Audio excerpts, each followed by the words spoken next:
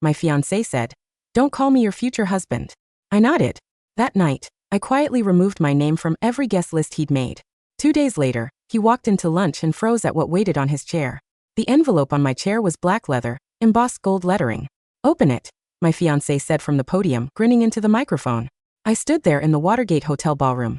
300 people staring at me and felt my throat close. This was supposed to be my engagement celebration. Our engagement celebration. But Vanessa hadn't introduced me as her fiancé. She'd called me my dear friend Tyler 4 times in the past hour. Now she was pointing at me like I was part of the entertainment. Go on, Tyler, open it. I promise it's not a breakup letter. The room laughed. I picked up the envelope. My hands were steady. That surprised me. Inside was a single card, heavy stock, expensive. Thank you for your generous support of Vanessa Chen's mayoral campaign. Your contribution of $850,000 has been noted. We look forward to your continued patronage. Below it in Vanessa's handwriting, you've been such a good little donor. Don't worry, I'll find someone worthy of standing beside me. The room was silent. I looked up at Vanessa. She was smiling, waiting for me to react, to break down, to make a scene she could use later. He got emotional. Poor thing. Instead, I smiled back. You're right, I said, voice carrying clearly across the ballroom. You do need someone worthy. I walked out. Behind me, I heard confused murmuring. Vanessa's voice calling my name, sweet and concerned. Her public voice, the one she used for cameras. I kept walking. In the parking garage, I sat in my 12-year-old Subaru Outback and made 3 phone calls. The first was to my attorney. Garrett, it's Tyler Ashford. Execute the extraction protocol for Vanessa Chen. Everything immediately. Garrett Morrison had been my family's attorney for 23 years. Former federal prosecutor, current partner at Morrison and Hale. Understood, he said. The super PAC funding, terminate it tonight before midnight. The campaign headquarters lease, her name is on it, but my trust owns the building. Initiate eviction proceedings. Give her the legal minimum notice. The staff salaries, those are paid through the Chen Campaign Fund, which is funded entirely by the Ashford Foundation. Cut off all transfers. And the media consultant contracts. Void them. Breach of moral character clause. I'll send you the documentation. I hung up. The second call was to my cousin, Dr. Naomi Ashford, Chief of Staff at Georgetown University Hospital. She'd been begging me to join the board of directors for 2 years. Naomi, I'm ready to accept that board position, but there's something you need to know about one of your donors first. The third call was to my grandfather, Harrison Ashford III, former Secretary of Commerce, current CEO of Ashford Holdings, the kind of man who had presidents on speed dial. Tyler, he said, voice warm. How's the engagement party? It's over. Silence. Then what happened? She called me her dear friend in front of 300 people, then made a joke about how much money I've given her campaign. That girl has no idea who you are, does she? No, sir. Good. Keep it that way until tomorrow. Then burn her entire house down legally. Already started. He laughed. A sharp, satisfied sound. That's my grandson. Call me when it's done. I drove home in the rain, watching the Washington Monument disappear behind fog, and felt nothing. Not anger, not sadness, just clarity. The problem started 8 months ago, though I didn't recognize them at the time. I'd met Vanessa at a Georgetown fundraiser. She was running for city council. Young, ambitious, photogenic, the kind of candidate who looked good on posters and spoke in sound bites that tested well with focus groups. I was there representing my family's foundation. We donated to the venue. Quiet money. No recognition expected. Vanessa approached me first. You look bored, she said, champagne in hand. Networking events aren't my thing. What is your thing? Urban development policy, specifically affordable housing initiatives. She blinked. Seriously, I wrote my thesis on it. Johns Hopkins Public Policy Program. Her smile shifted, became genuine. That's actually what my campaign is focused on. Have you read the Morrison Report on Housing Displacement? We talked for 2 hours. She was smart, well-informed, passionate about the right things. When she asked for my number, I gave it to her. Our first date was at a Thai restaurant in Adams Morgan. She insisted on splitting the check. Said she didn't believe in traditional gender roles, or the expectation that men should pay. I respected that. Our second date was a walk through the National Arboretum. She talked about her vision for DC, affordable housing, education reform, police accountability. She had plans, real, detailed plans. I fell for her vision before I fell for her. By month 3, we were serious. She met my parents, or rather, she met my parents believing they were retired teachers, which was technically true. They'd both taught economics before my grandfather recruited them into the family business. She never asked what the family business was. I didn't volunteer. Operational security. Keep your private life private. Never let people treat you differently because of your name. My grandfather's rules. I'd lived by them for 29 years. By month 6, Vanessa was running for mayor. An aggressive jump. city council to mayor, but her polling was strong. Young voters loved her. Progressive donors loved her. And I loved her. So, when she asked me to help with her campaign, I said yes. She needed funding, lots of it. Mayoral races in DC cost millions. I set up a super PAC through my family's foundation. Nothing illegal, completely transparent, legally speaking, but structured. So, the money came from Ashford Foundation without highlighting that I was in Ashford. Vanessa thought the foundation liked her policies. She had no idea I was the foundation. I leased her a campaign headquarters. Prime location, 14th Street corridor, 20,000 square feet. She thought she'd gotten a sweetheart deal from a friendly landlord. She didn't know my trust owned the entire building. I hired her senior staff, connected her with consultants, made introductions to donors who mattered. She thought I was just well connected. She didn't know I was the connection. And I told myself it was fine, that I was supporting her vision, that she'd earned the help. But the truth was simpler. I was in love and I was hiding who I was because I wanted to be loved for who I was, not what I had. Classic mistake. The first red flag came in March. Vanessa and I were at her campaign headquarters. Late night. She was stressed about polling numbers. I need a bigger media buy, she said, staring at spreadsheets. But we're tapped out. The foundation maxed out their contribution limit. There are other donors, I said carefully. Who? I've called everyone. Nobody wants to commit until they see movement in the polls. What about personal wealth? She looked at me. Tyler, I don't have personal wealth. My parents are accountants. I work in nonprofit development. This campaign is bankrupting me. I could help with what? You're a policy consultant. You make what? $60,000 a year. I'd never told her I was a policy consultant. She'd assumed it. Something like that, I said. Then how would you help? You're barely covering your own rent. I actually owned my condo outright, but she'd seen my Subaru, my off-Theric clothes, my refusal to eat at expensive restaurants and built a story. I was the struggling but passionate policy wonk who believed in her vision. It wasn't entirely wrong. I did believe in her vision, but I wasn't struggling. I'll figure something out, I said. That night, I transferred another $200,000 into the super PAC, routed through 3 intermediary organizations, completely legal, completely invisible. Vanessa's media buy went through. She never asked where the money came from. The second red flag came in May. We were at a donor dinner high-dollar event, $1,000 a plate. I'd bought a table, 8 seats, filled them with family friends, people who'd donate to Vanessa's campaign as a favor to me. Vanessa worked the room brilliantly, shaking hands, remembering names, making everyone feel important. But when she got to our table, something shifted. She introduced me to a major donor, William Reeves, CEO of a regional development firm. This is Tyler, she said, hand on my shoulder. He's been such a great supporter. Helps with policy research. Very detail-oriented. Detail-oriented. Like I was her assistant. Reeves looked at me. You work for the campaign? I volunteer. Tyler's very passionate. Vanessa said, squeezing my shoulder. He does a lot of the boring work nobody else wants to do. The table laughed politely. I forced a smile. Later that night in her apartment, I brought it up. Why did you introduce me like that? Like what? Like I'm your intern? She frowned.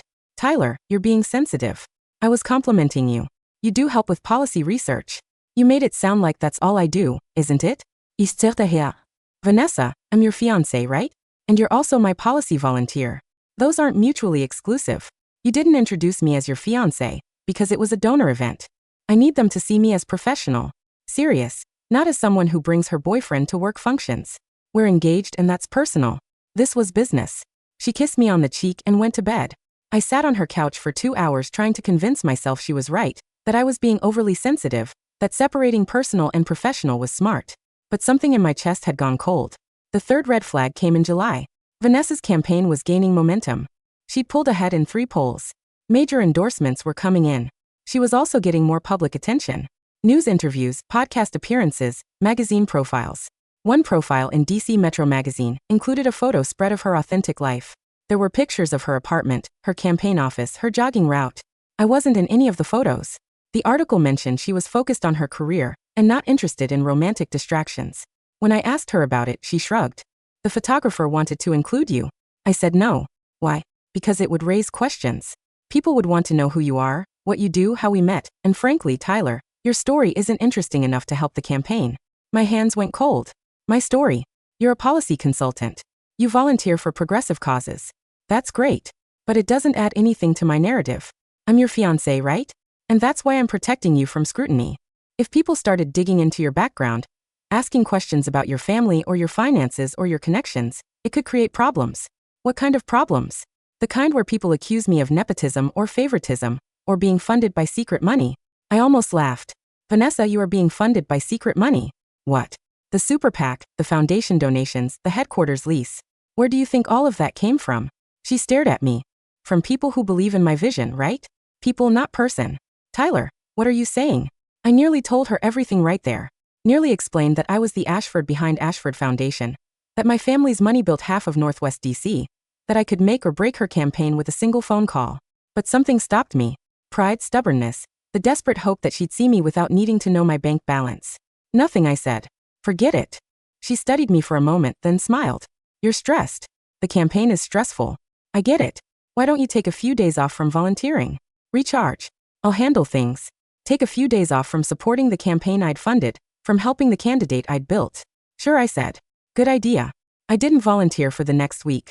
She didn't notice. The fourth red flag, the one that should have been the last, came in August. Vanessa's campaign manager quit. Personal reasons. Family emergency. Gone in 48 hours. She was panicking. I need someone immediately. Someone who knows the campaign inside and out. Someone who can keep everything running. I could help. I said, Tyler, no. This is a professional position. I need someone with experience. I have experience in policy research. This is campaign management, strategy, fundraising, media relations. You've never done any of that. I'd been doing all of that for her for 8 months, but she didn't see it. She hired someone else, a consultant from New York, expensive, abrasive, someone who immediately started questioning every decision the previous manager had made, including the building lease. This is way too good to be true. The new manager, Patricia Cole, 20 years in political consulting, told Vanessa in a meeting I was volunteering at. Who's the landlord? I don't know, Vanessa said. The lease is through some trust. Ashford Holdings or something. Patricia's eyes narrowed. Ashford Holdings, the development company, I guess. Vanessa, do you know who they are? They're one of the biggest private real estate firms in the region. They don't give sweetheart deals to political campaigns. Well, they did. Why? Maybe they like my housing policy. Patricia looked skeptical, but dropped it. I sat in the corner, invisible, and watched them discuss my family's company like it was a mystery. The engagement party was Vanessa's idea. We need to formalize our relationship publicly, she said in September. Show donors that I'm stable, committed, ready for leadership. I thought you wanted to keep our relationship private. That was before. Now I'm the front runner. People want to see the whole package. The whole package. Me and my life partner. Someone who supports my vision. Your fiancé, right? But we need to be smart about how we present it. We spent 2 weeks planning. Vanessa invited 300 people. Donors, politicians, journalists, community leaders. I invited no one. Don't you want your family there? She asked. They're low-key people. This isn't their scene. What about friends? I'll celebrate with them separately. The truth was simpler. I didn't want my grandfather showing up and accidentally revealing who I was. Didn't want my cousin mentioning the hospital board. Didn't want anyone connecting the dots. I was still hoping Vanessa would see me first. The party was held at the Watergate Hotel. Vanessa's choice, iconic, historic, perfect for photos. The bill was $23,000. I paid it through a shell company. Vanessa thought a donor had covered it. The night of the party, I arrived early, wore my best suit, navy, well-fitted, nothing flashy. Vanessa was already there, holding court with reporters. She looked stunning, red dress, perfect makeup, the kind of woman who photographed like a magazine cover. When she saw me, she smiled, but her eyes flicked to someone behind me, a photographer, and her smile shifted, became performative. Tyler, she kissed my cheek. You made it, of course. Go mingle. I need to finish these interviews. I mingled. Talked to donors I'd helped recruit, staff I'd helped hire, consultants I'd connected her with. None of them knew who I was. At 7 p.m., Vanessa took the stage. Thank you all for being here tonight. This campaign has been incredible, and it's because of people like you, people who believe in a better DC. Applause. I also want to acknowledge someone special. My dear friend Tyler, who's been such a wonderful supporter. She pointed at me. Dear friend, not fiancé, not partner, friend. The room clapped politely. I stood there feeling something crack in my chest. She continued. Tyler has helped with policy research, volunteer coordination, all the unglamorous work that makes campaigns run. He's been a great asset to the team. Asset to the team. I looked at my hand. The engagement ring I'd bought her, 3 months' salary by traditional standards, though that calculation didn't mean much for me, was on her finger. But she hadn't mentioned our engagement. After the speech, I found her in the back hallway. Vanessa, Tyler, great event, right? You called me your friend. What? You introduced me as your dear friend, not your fiancé. She blinked. Oh right. I thought about saying fiancé, but it felt too personal for a campaign event. This is our engagement party. It's a donor appreciation event that doubles as our engagement party. You invited 300 people to celebrate our engagement and didn't mention we're engaged. Her expression hardened. Tyler, don't do this. Not tonight. Do what? Make everything about you. This is my night, my campaign, my moment. I thought it was our moment. It would be if you'd done anything worth acknowledging. The words hit like a physical blow. Excuse me. Look, Tyler, I appreciate what you do. I really do. But let's be honest, you're a volunteer, a policy researcher. You're not a major donor. You're not a political operative. You're not someone these people need to know. Vanessa, I need to be smart about optics. If I introduce you as my fiancé, people will ask questions. What does he do? How much does he make? Is he using her for political access? I can't afford those questions right now, so you're hiding me. I'm protecting both of us by pretending I don't exist, by keeping our personal relationship separate from my professional life. She touched my arm. Tyler, please try to understand this campaign is everything to me. I need people to see me as strong, independent, someone who earned this, not someone who got help from a boyfriend. I'm not your boyfriend. I'm your fiancé, and that's beautiful. But tonight, can you please just let me have this moment? I looked at her. Really?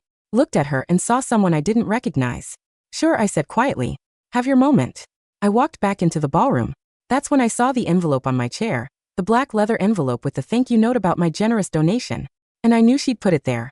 A private joke, a reminder that my role was to write checks, not stand beside her. I opened it in front of everyone, read the note, felt 300 pairs of eyes on me, and I left. Garrett called me at midnight. It's done. Super PAC funding terminated, building lease voided, staff contracts canceled, campaign account frozen. She'll wake up to a very different financial reality tomorrow. What about the media consultants? They're pulling their teams. Breach of contract. They'll announce it publicly. Makes them look principled. Good. Tyler, you should know this is going to destroy her campaign. She has nothing without your infrastructure. I know. You're sure you want to do this? I thought about the envelope on my chair. The way she'd called me her dear friend in front of 300 people. The 8 months of pretending I was small so she could feel big. Yes. Okay. One more thing. Your grandfather asked me to prepare a press statement in case this becomes news. What kind of statement? The kind that clarifies the Ashford Foundation's reasons for withdrawing support. Moral character concerns, misrepresentation of endorsements, that sort of thing. Hold it. Don't release it unless she makes this public first. Understood. I hung up and sat in the dark, watching the Washington Monument blink red in the distance. The next morning, my phone exploded. Text from Vanessa. Calls. Voicemails. Tyler, what happened? The campaign account is frozen. The headquarters is being evicted. The consultants are backing out. Tyler, call me. I didn't answer. Instead, I met with Naomi at Georgetown University Hospital. She was waiting in her office. Corner suite, 15th floor. View of the PTOAC. Dr. Naomi Ashford. Johns Hopkins Medical School. 15 years in cardiac surgery, chief of staff for 3 years. Tyler, she stood smiling. I'm thrilled you're joining the board, though I suspect this is going to make waves. Why? Because you're an Ashford and you've been invisible for years. People are going to ask questions. Let them. She studied me. What happened? Someone needed to learn what I'm worth. The fiancé, ex-fiancé. Naomi's smile went sharp. Good. She never deserved you. And the board announcement went out that afternoon. Georgetown University Hospital is pleased to welcome Tyler Ashford III to its board of directors. Mr. Ashford serves as managing director of the Ashford Foundation and brings extensive experience in urban development policy and philanthropic strategy. It was a small announcement buried in the hospital's press releases, but in DC, small announcements reach the right people quickly. By 5 p.m., 3 journalists had called me. By 6 p.m., someone had connected the dots between Tyler Ashford and Ashford Holdings. By 7 o'clock p.m., someone had connected Ashford Holdings to Vanessa's campaign headquarters. By 8 p.m., the story broke. DC mayoral candidate loses major financial backing after personal dispute. Sources confirm that Ashford Foundation, primary funder of Vanessa Chen's mayoral campaign, has withdrawn all support following an undisclosed incident. The foundation, controlled by the prominent Ashford family, had contributed nearly $850,000 to Chen's campaign through a super PAC. Tyler Ashford III, grandson of former Commerce Secretary Harrison Ashford, was recently engaged to Chen. The engagement has reportedly been terminated. Vanessa called me 17 times that night. I didn't answer. Day 2 brought the collapse. Vanessa's campaign released a statement. I am deeply disappointed by the Ashford Foundation's decision to withdraw support. Their funding was never conditional on my personal relationship with Mr. Ashford, and I questioned the ethics of using donor money as leverage in a private dispute. It was the wrong move. Garrett released our counter statement immediately. The Ashford Foundation withdrew support due to concerns about Ms. Chen's character and integrity. Our funding decisions are based on alignment with our values. Recent events revealed a pattern of behavior inconsistent with those values. We wish Ms. Chen well in her future endeavors. Pattern of behavior, character concerns, the kind of language that makes donors nervous. By afternoon, 3 more major donors had pulled out. By evening, her campaign manager, Patricia Cole, had resigned. Her statement was damning. I joined the Chen campaign believing in her vision for DC. However, I cannot in good conscience continue working for a candidate who misrepresents her relationships and funding sources to voters. The public deserves honesty from its leaders. Vanessa's campaign was hemorrhaging. Staff quit. Volunteers disappeared. Polling dropped 12 points in 3 days. And she still didn't understand why. The lunch was her campaign's attempt at damage control, a grassroots supporter appreciation event at the Hamilton. 50 donors, small dollar contributors, the kind of people who gave $25 or $50 because they believed in her message. She'd advertised it as intimate and authentic. I wasn't invited, but Garrett called me that morning.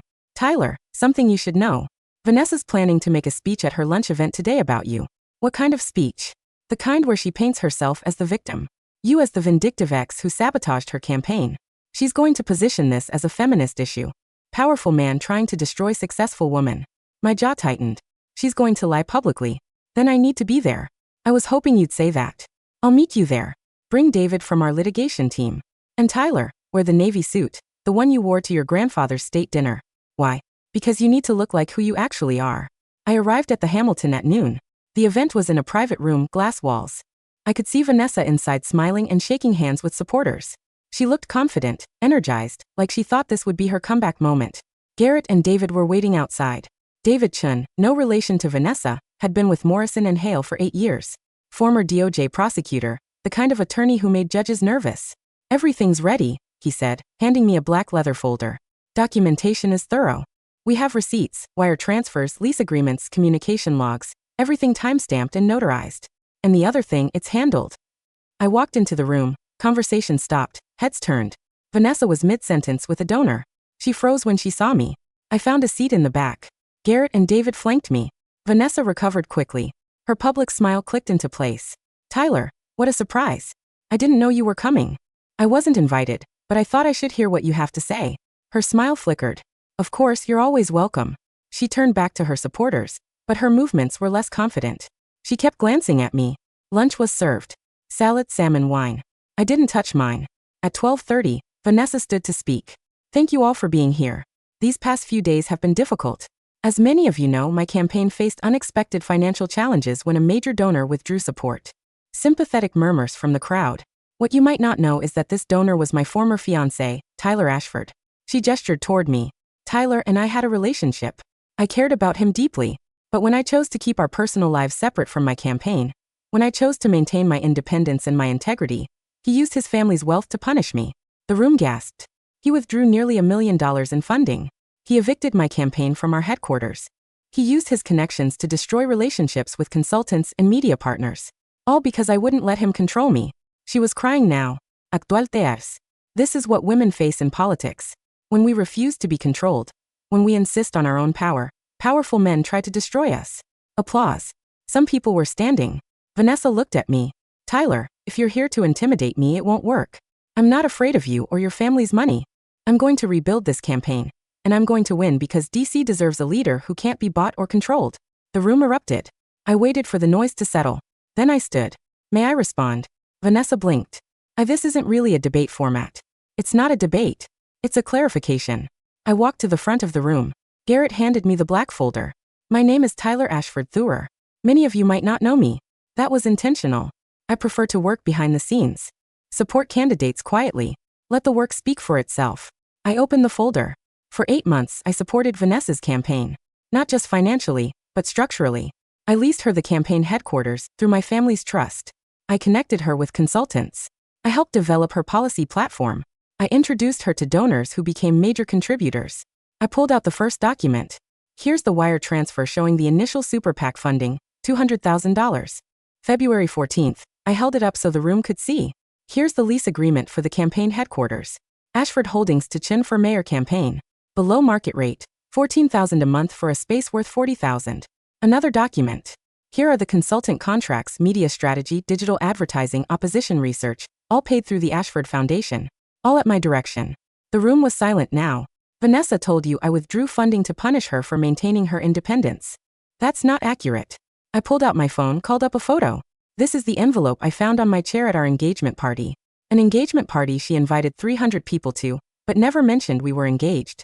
I showed them the thank you note, the one mocking me for being a generous donor.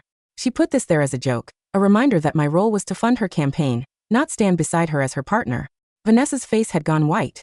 She called me her dear friend in her speech that night, not her fiancé friend, because acknowledging our relationship would make her look weak, dependent, less impressive to donors. I looked at her.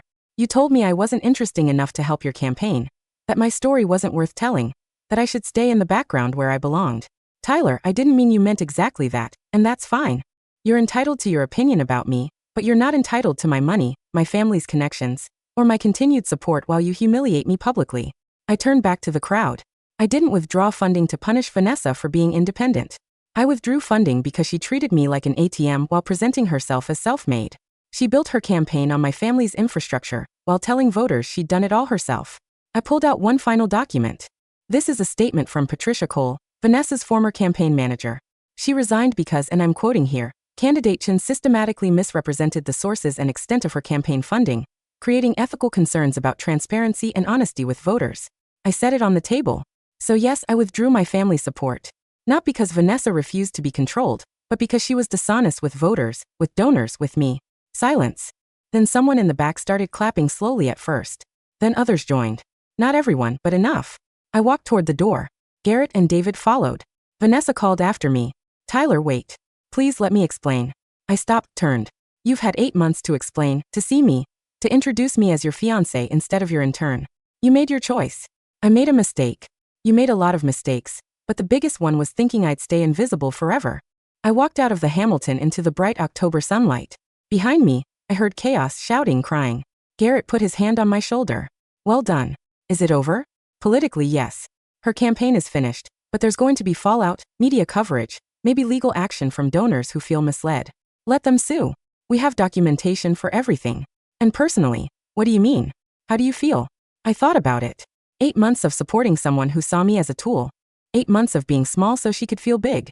8 months of believing that if I just gave enough, did enough, she'd eventually see me. Relieved, I said finally. I feel relieved. The media firestorm lasted a week. Vanessa gave 3 interviews trying to defend herself. Each one made things worse. She called me controlling, manipulative, vindictive. She suggested my family was trying to buy political influence. She implied I'd threatened her. Each accusation was carefully documented and disproven by Garrett's team. Bank records showing every transaction was voluntary. Email showing I'd never asked for political favors. Text messages proving she'd requested and received every bit of support I'd given. By day 5, her remaining donors had withdrawn. By day 7, her primary opponent had pulled ahead by 23 points. By day 10, Vanessa dropped out of the race. Her statement was brief. After careful consideration, I've decided to suspend my mayoral campaign. This race has become about my personal life rather than my vision for DC. I wish the best for all candidates moving forward. She didn't apologize. She didn't acknowledge the misrepresentation. She simply disappeared from public life. 3 months later, I sat in my grandfather's study. Harrison Ashford III, 81 years old. Sharp as ever. You handled it well, he said, pouring bourbon. Better than I would have at your age. I made mistakes. Only one. You trusted someone who hadn't earned it. I loved her. Love and trust aren't the same thing. Love is what you feel. Trust is what you build. She never built it. He handed me the glass. Your grandmother taught me that when we got married, she had more money than I did. Old railroad family. She could have held it over me, could have made me feel small. She didn't. Never once. Because she understood that marriage is a partnership. Money doesn't matter. Power doesn't matter. What matters is whether you make each other bigger or smaller. He sipped his drink. Vanessa made you smaller every day and you let her because you thought that's what love required. I wanted her to see me. She did see you. She saw an opportunity. Someone she could use without acknowledging. That's not love, Tyler. That's exploitation. He set down his glass. Your grandmother used to say, the truest test of character is how people treat those they think can't help them. Vanessa thought you couldn't help her. Or rather that you could only help her by staying invisible. So, she treated you like you were nothing. And when she found out who I really was, she still treated you like nothing because that's who she is. We sat in comfortable silence for a while. What now? He asked finally. I don't know. Focus on the foundation. Maybe actually do policy work instead of funding other people's campaigns. Good. You're better at policy than you ever were at politics. Was I bad at politics? No, but you're honest. Politics requires performance. You hate performing. He refilled my glass. Here's my advice. Since you didn't ask for it, find someone who wants you visible. Someone who's proud to stand beside you, not in front of you or behind you. Someone who makes you bigger just by being there. Did you find that? I married it. 53 years. Best decision I ever made. I left his house that night and drove through Georgetown, past the university where Vanessa and I used to walk, past the Thai restaurant where we'd had our first date, past the apartment she'd lived in when I thought I'd found something real. And I felt nothing. No anger, no sadness, no regret, just the quiet certainty that I'd done the right thing. 6 months after the engagement party, I got a letter. Plain envelope, no return address. Inside was a single page handwritten. Tyler, I know I don't deserve a response. I probably don't deserve to write this, but I need you to know I'm sorry. I've spent 6 months in therapy trying to understand why I treated you the way I did. My therapist says it's about control, insecurity, imposter syndrome, fear that if people knew I'd had help, they'd think I didn't deserve my success. None of that excuse is what I did. You gave me everything. Your money, your time, your trust, your love, and I repaid you by making you invisible. By pretending you didn't matter, by treating you like a resource instead of a person. I destroyed us. I destroyed my campaign. I destroyed any chance of being the leader I claimed I wanted to be. I'm not asking for forgiveness. I don't deserve it. I'm just asking that you know. I see you now. I saw you then too. If I'm honest, I just didn't want to admit how much I needed you because needing you made me feel weak. I was wrong. You weren't the one who needed to be invisible. I was. Take care of yourself, Tyler. You deserve someone who sees you from the start. Vanessa, I read it twice. Then I folded it carefully and put it in a drawer. Not because I wanted to forgive her, but because it was proof that the truth had finally landed. And sometimes that's all the closure you need. 1 year later, I met someone new. Her name was Rachel. She was an urban planner. Met her at a Georgetown policy conference. She asked about my work and I told her the truth. I ran my family's foundation focused on affordable housing development. Ashford Foundation. She said, "You're that Ashford?" "Yes. I've been trying to get a meeting with you for 3 months. Your housing model is brilliant." We talked for 2 hours about policy, about vision, about what cities could be if we built them right. On our third date, I told her about Vanessa. She listened quietly, then said, "That must have been incredibly painful."